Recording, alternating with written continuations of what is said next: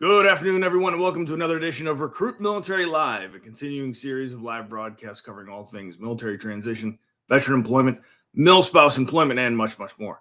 My name is Lucas Connolly, retired U.S. Army officer and former TAP program manager, here to share with you the ins and outs of navigating the turbulent waters of civilian employment. If you're in search of meaningful employment, well, you're in the right place. Please visit rmvets.com/live to learn more. Okay, let's roll right into the show. Recent studies have shown that 85% of Americans who countered an initial salary offer got more money. We're talking salary negotiations here, folks, and everybody wants some more of that cheddar in their pocket. So if you have bills, pay attention. We're going to tell you a little bit about how to get some more out of your future employer. 70% of managers state that they expect candidates to negotiate a salary offer, and yet 58% of job seekers accept the initial offer without negotiating. That's crazy. Our special guest today is going to tell you how not to be that crazy and what to do to make sure you get more money from that future employer. Today's topic is the do's and don'ts of salary negotiation. We're joined today by a very special guest coming to us live from Boston, Massachusetts. He joined the Marine Corps Reserve right out of high school, but we try not to hold it against him. Go Army.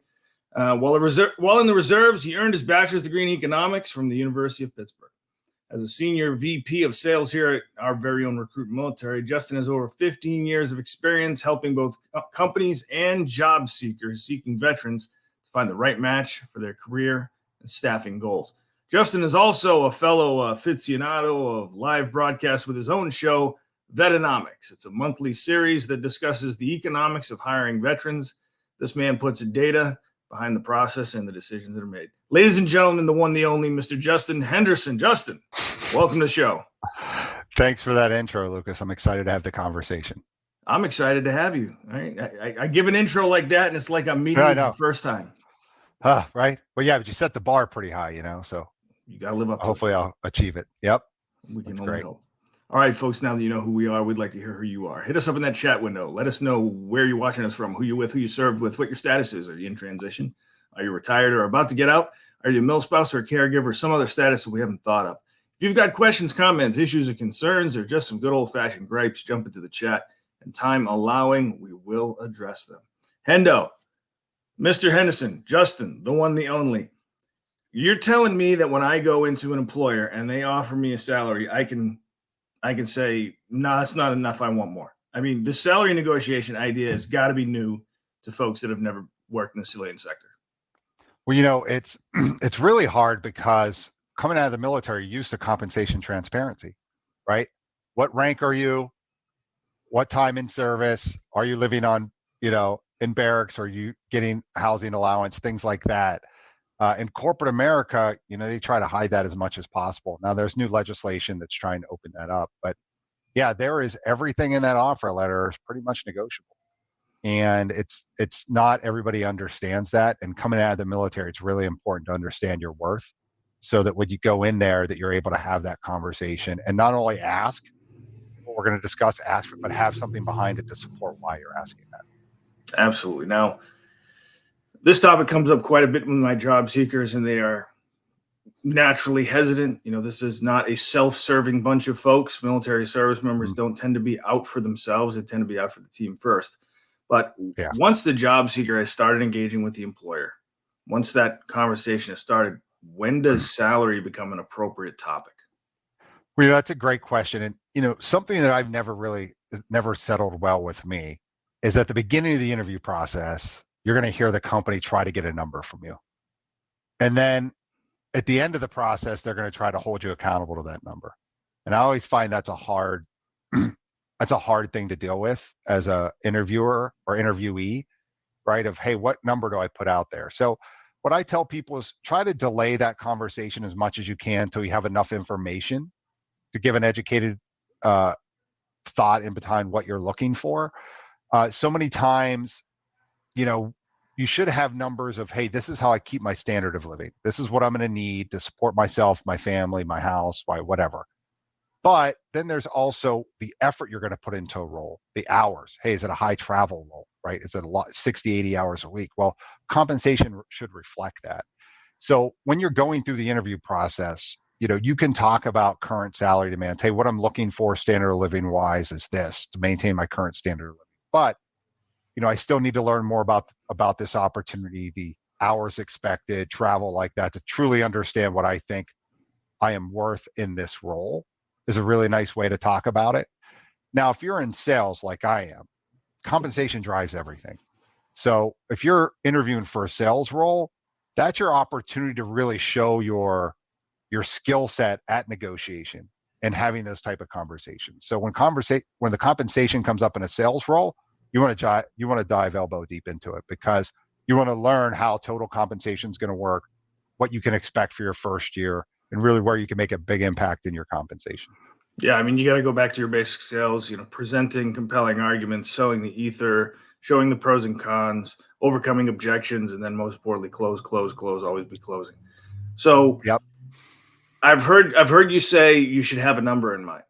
You should have a basic understanding of how much money it's going to take you to maintain your standard of living. I've heard people say, and I've heard this is a kind of basic principle in economics, a thing is worth what someone is willing to pay for it.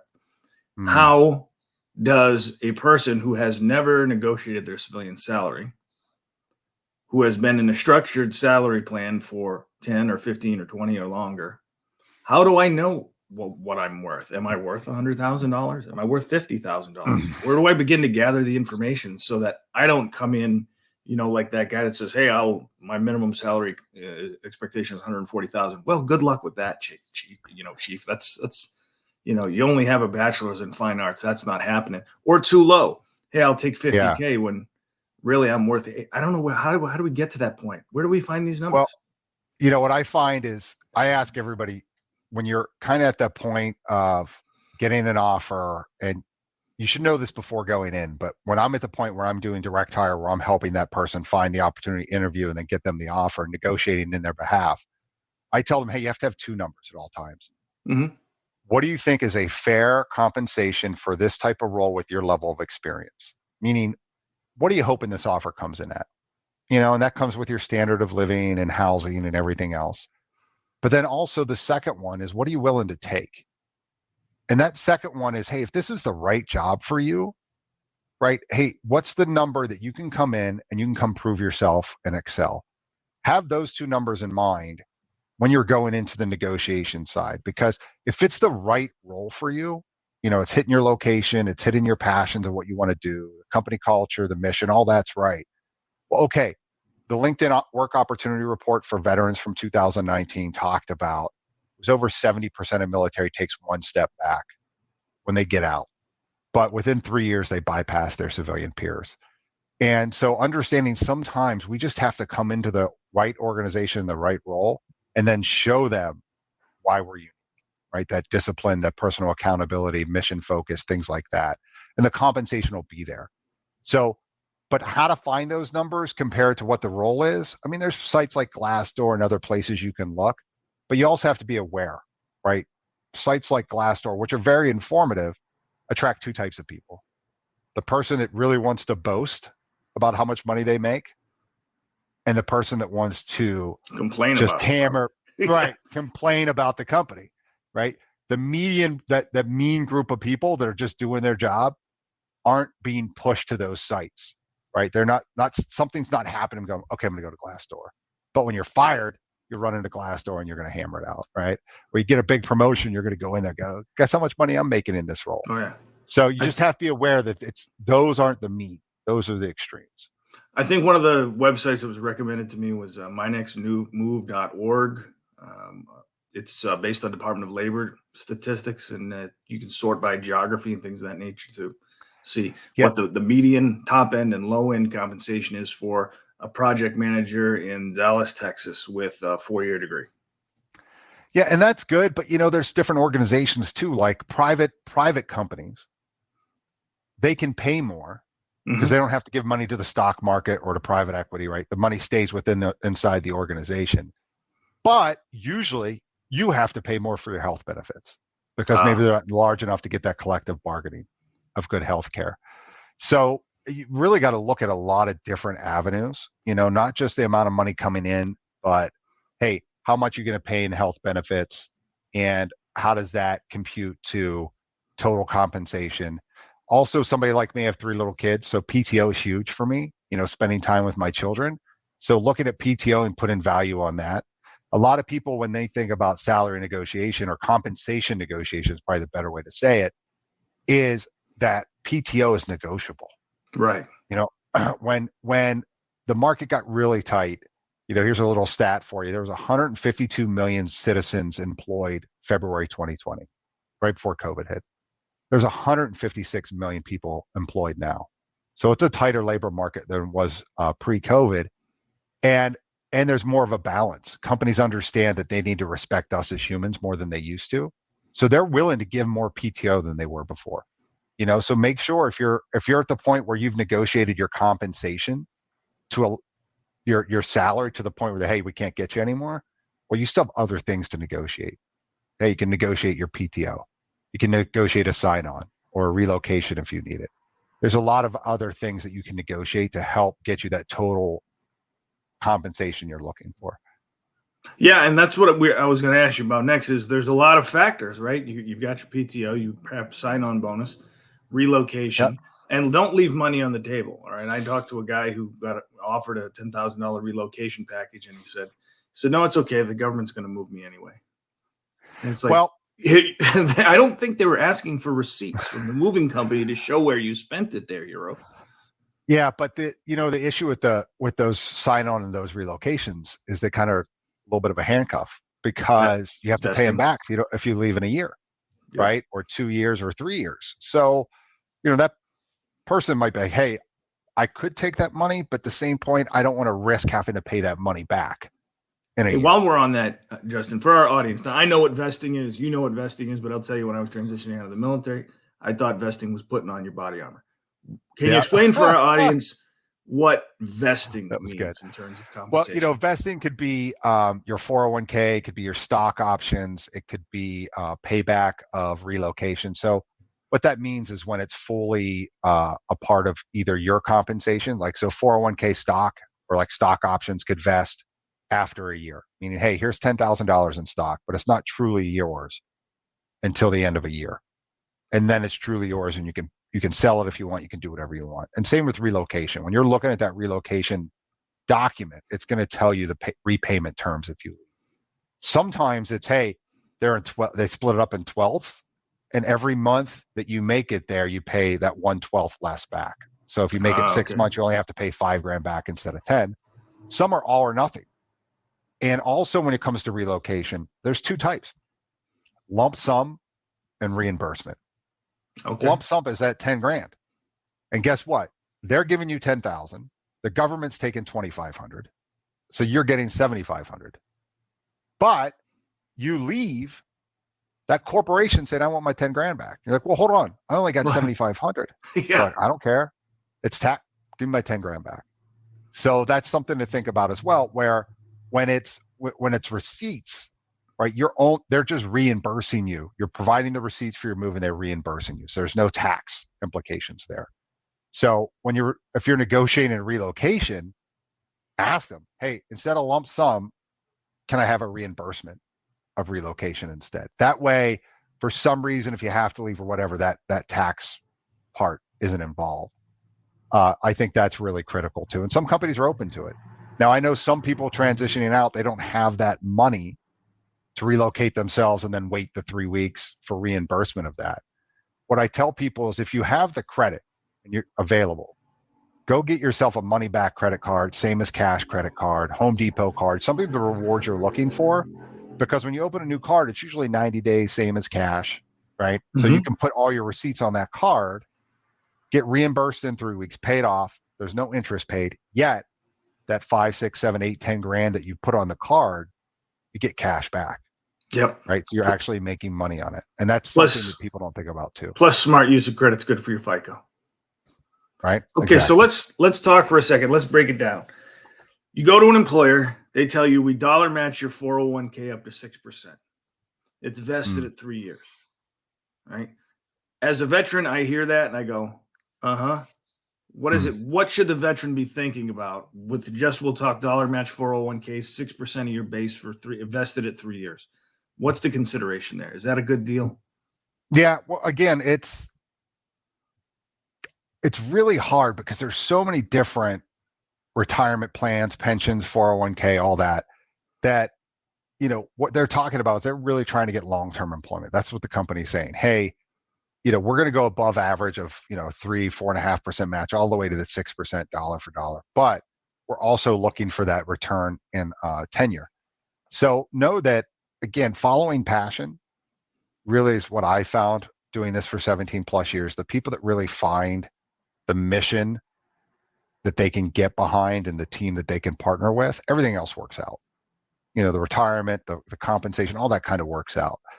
But as far as 401k, that 6% versus the 0%, I think that's just something you look at as total compensation, right? If one role is paying you 20% more, but only matches 3%, and the other one's paying you 20% less and matching 6%, hey, go for the 3%er and then just add more to it. Right. But again, it's passion's going to lead you everywhere you go.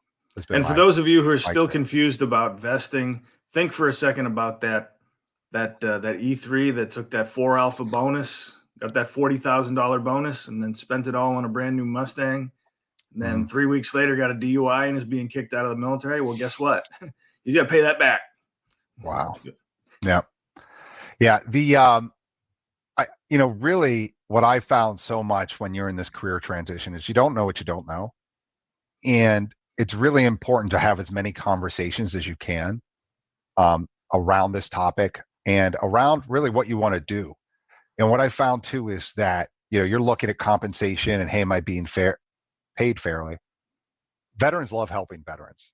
And, if you're interviewing with an organization, go on LinkedIn, connect with other veterans inside of that organization and have conversations with them.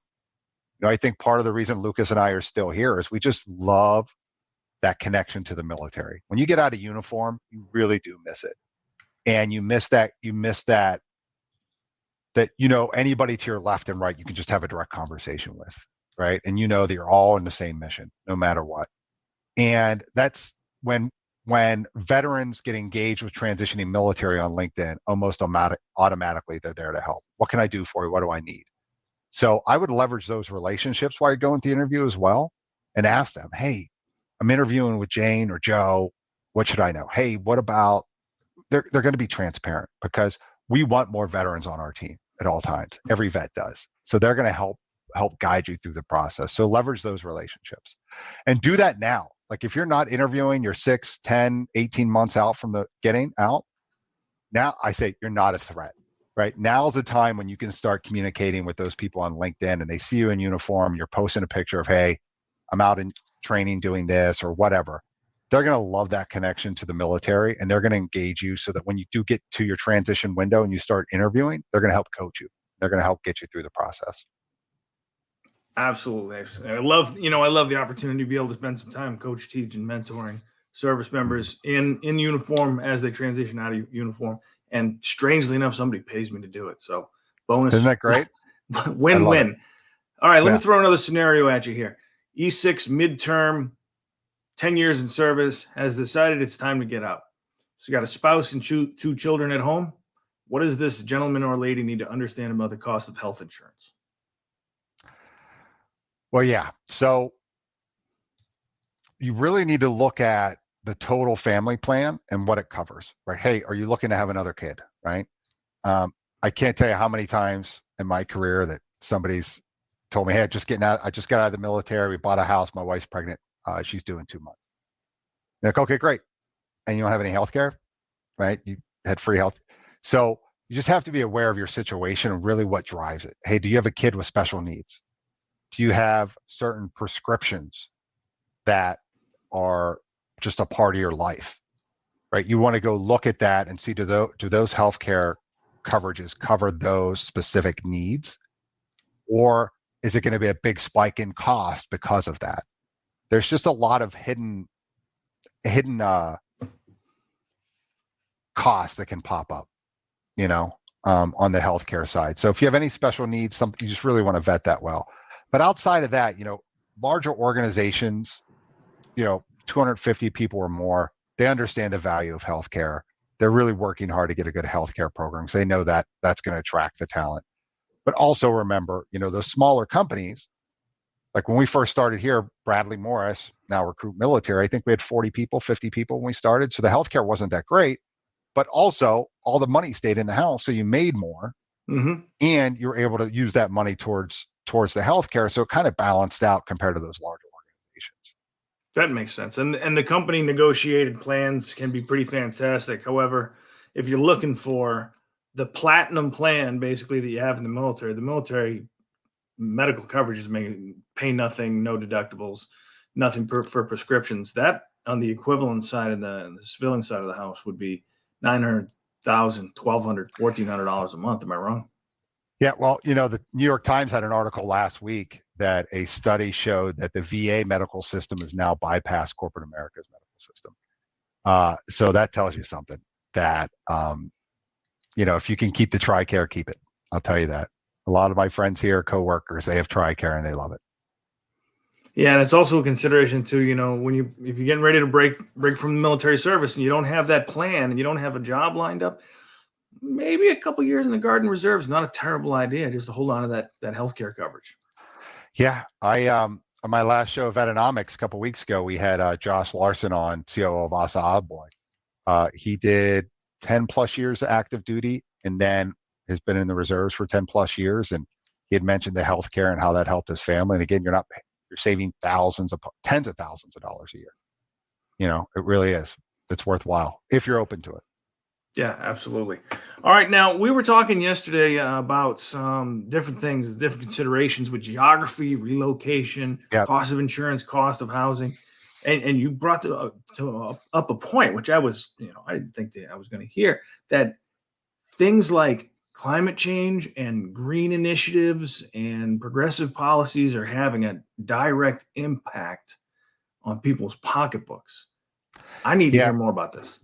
Yeah. So, I'm an economist by education, something I like to follow, but, I just like to read. And what I noticed was, one, State Farm, they walked away from California, I don't know, a month ago.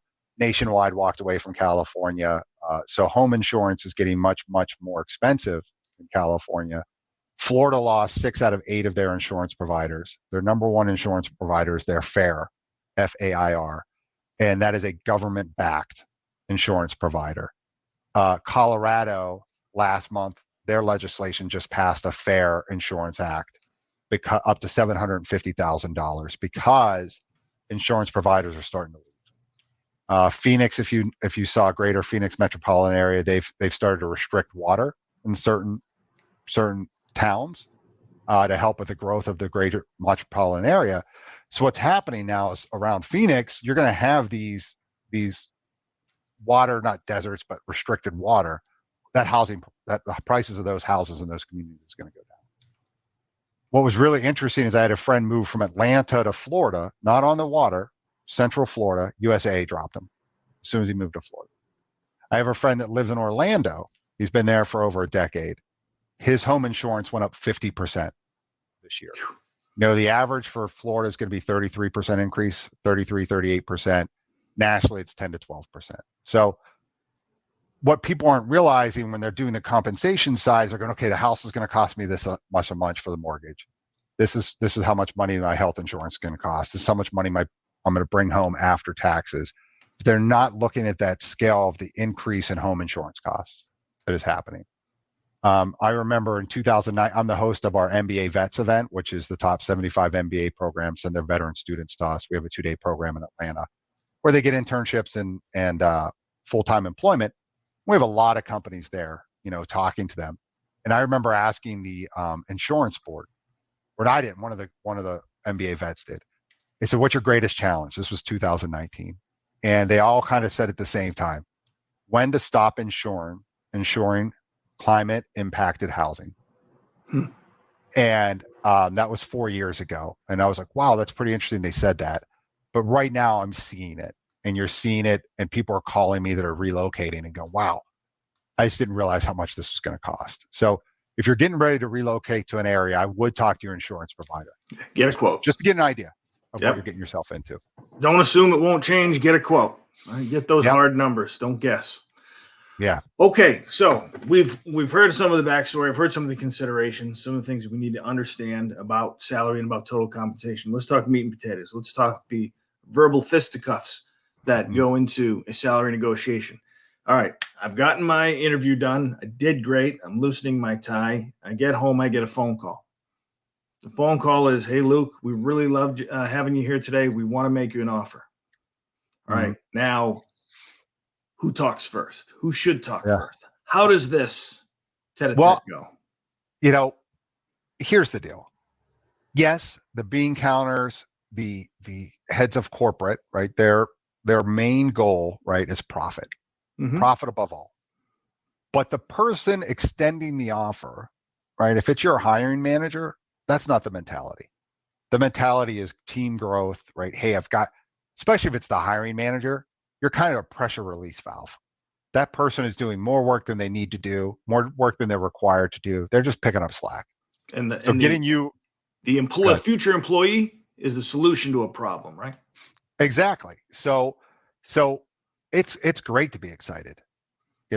Hey, thank you so much. This is exciting. I've been waiting for this call. So I'm so excited. What's the next steps from here? Right? What can I do from here? And very rarely is that conversation a compensation negotiation, right? If the company's decided to make you an offer, they're going to make you that offer and then see what your response is.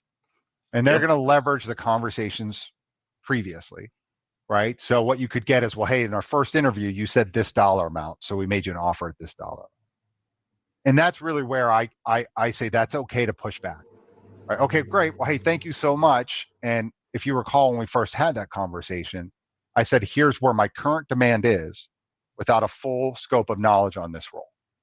Now that I've gone through the interview process and I better understand my responsibilities, the time I'm going to put in, right? Here's where I think the fair offer is. And if you state it that way, they can't really push back and go, well, you lied to us, or what happened here? On the direct hire side, when I'm helping that veteran go through the interview process, I always get that question on the front end. And I say, okay, here's their current compensation demands with the limited scope of knowledge they have on this role. It will change as they get through it. And sometimes that compensation demand goes down, right? For this job, this is my dream job. I'm going to take that must-have, that no lower than amount. I'm so excited, I'll do whatever, right? But sometimes it's, hey, I thought it was a 40, 50-hour-a-week job, and it's a 70-hour-a-week job. Compensation's got to go up, right? But when you have that first dollar amount, if it's not, again, it's okay if they hit the bullseye the first time. I know this is about negotiation. Sometimes you just get lucky, right? And they give you the right offer for the right job, the right location, everything you need. You can say yes. It's okay to say yes. But if it's not, you just want to fall back on that. Okay, yes, I know I said that number at the beginning before I had a full understanding of the role. Now that I do, here's why I think the right dollar amount is. And just see what they have to say. They're not going to pull the offer. They're not, unless you jump, if you double the offer. If it's 60 and you say I want 120. Yeah. That's what go dead. You've bypassed. I mean, all you're really doing, if they say, hey, we're offering you 60, I want 120, all you're showing is you're showing them that you're not nearly as smart, mature, and intelligent and professional as they thought you were. And that you were just really just not interested, right? Yeah, or you just really don't want the job. Not interested. I had a rule of thumb I used to use. I used to say, when in doubt, ask for 10% more. It's funny. I was just going to say, I think that 10 to 15% isn't a big ask. I think 20 is probably the ceiling, but a 10% ask isn't a huge deal. And again, you can retreat tactically, meaning like you could go, hey, here's the things I want. I want 10% increase in comp. You gave me 1 week of paid vacation to start. I want 3. And I want a sign-on or a relo, right? And then you go, okay, well, they due to our, I work with Toyota a lot. Toyota is very Kaizen, very process improved. So each role has a specific bandwidth of pay that nobody can move. Right. So if you hit that ceiling, well, there's nothing they can do. They go, well, okay, great. So you can drop that one. You've realized you've pushed it to the ceiling. Throw that one away. Okay, well, then I want another 2 weeks of vacation. Now they realize they had to say no to your first request. Now they got to find a way to say yes to your second. Yeah, and some companies are like that, and I think a lot of companies are moving, or at least some companies I've heard of are moving more to transparency, where they're coming in at, hey, this role is 65. I hear you say you want 72, but this role is 65. We're just going to be transparent. That's where we're at on it. That's as far as we can move on it. Some companies they're getting more structured, Yep. And I can appreciate that because it's transparency. You know that they're not monkeying around with the numbers. They're giving you the straight information. Well, and one thing we didn't cover is increased compensation increases demand. Yes. So if you really do a great job negotiating, getting the highest dollar amount possible, the most amount of PTO possible, everything, right? You just knock it out of the park. Guess what they expect from you when you get more work. The ground? Yep. They expect you to hit the ground running. They expect you to be everything that you said you're going to be at that level. So sometimes it's just like, hey, this is everything I want. I'm going to come in here. I'm going to learn. I'm going to prove myself, and the compensation is going to come behind. All right. Well, from my corner of the world, I got 3 big takeaways from today. Do your research. Know what you're worth. When in doubt, ask for another 10%. Can't hurt, right? And negotiate everything, right? PTO, compensation, relocation, sign on. Just ask, hey, is this available? Is this available? They're going to be honest with you. And remember that the hiring manager, right? You said you're solving a problem. Here's another thing. For me as a junior enlisted person, when I interviewed, I always put brass on everybody's shoulders for some reason, right? I'm talking to a big 1-star or 2-star. Now doing this from 17 years, I've realized that interviewer wants you to be the right fit just as much as you do. He doesn't want not to keep professional interviews. No, that's not their job. I got other things to do. I don't want to do 12 more interviews. I want you to be the right guy. Let's get it done. I got other stuff to do. Yeah. So when you come in with that mindset that person wants to say yes as much as you want to get a yes, it usually calms you down, right? And helps you have that conversation, at least for me. It was hard for me at the beginning, but now that I see it, HR, recruiting, they're professional interviewers. That's what they have to do. But the hiring manager, that person is not. And they're just going, please be the right person because I don't want to have to do any more interviews. Absolutely. Well, we're getting towards the bottom of the half hour here, Justin. Before we go, the same question I ask of all my victims, all my guests, right here at the end. If you had just one piece of advice that you could deliver on the topic of salary negotiations in under 30 seconds for our amazing audience, what would it be? Well, first, follow your passion, right? Follow your passion, get behind a mission, get a mission that you can get behind. But what I like to give is my favorite close of an interview because it really, really works. So at the end of an interview, they're going to say, okay, thank you so much for your time, Justin. We've got everything we need. Any last minute questions? I'm going to go, hey, Luke, I just want to say thank you so much for your time today. I was really excited to come out here and meet the team. Now that I have to tell you, I think this is the right role for me. So I need to ask before I leave, is there anything you heard from me, anything you saw from me today that would stop me from moving? Because if so, I want one more shot to win this interview. And what you're doing is you're telling them, one, you're interested. And I get this is a business decision, but it's extremely personal to the hiring manager. So just them knowing that you're genuinely interested will help get your application up to the top. And then 2, sometimes we assume we've answered the questions correctly and we've covered everything that they wanted. And then they just don't do a follow-up question when you miss the mark. So that, hey, is there anything you heard or saw from me today that would stop from moving forward? It's just checking that you put your best foot forward. I can't tell you how many veterans have jobs now because they asked that question at the end. The manager said, well, yeah, I love you, but you're just missing this. And you go, oh, okay. And then you're able to overcome that hurdle. Mm-hmm. And that, ladies and gentlemen, is how you close an interview like a rock star. Justin, I've heard you give that explanation before, and I love it. And to all of the folks out there listening, you get a chance, rewind this, listen to that part again, write it down, and use it. That's how you close like a rock star. It's been great having you. On behalf of Recruit Military and the folks that joined us here today, thank you very much for being on the show. Yep. Thank you for your time. All right. And if folks want to learn more from you and they want to hear your voice and they want to hear your wisdom, how are they going to get connected with you and how can they hear about your great show, Vetonomics? Yep. So definitely I'm on LinkedIn, Justin Henderson. Follow me there, connect with me. Also, I have a military to civilian transition group on LinkedIn, has about 45,000 members as well and growing a few hundred every day. And then my show Vetonomics runs through LinkedIn as well. I post a lot of data there about where we are as veterans in this economic space and hiring and our value points. So definitely follow that. And then, of course, I'll be live soon, hopefully. Awesome. Thanks, Hendo. Appreciate it. And for those of you out there in the audience, if you haven't already done so, do yourself a solid and register at www.recruitmilitary.com for access to over 300,000 job opportunities from 16,000 plus employers nationwide, opportunities around the world and around the corner. Not to mention a library of content, all designed to help connect veterans, transitioning service members, and mill spouses alike with meaningful career opportunities. Well, that about wraps it up for today. Be sure to tune in on our next installment, July 5th, day after the 4th of July, when Gabby and Raul will be talking with Army veteran and best-selling author Bill Kiefer about how to hit the ground running in your first post-military job. Don't miss that. This has been Lucas Connolly for Recruit Military Live. Until next time, good luck and Godspeed. See y'all.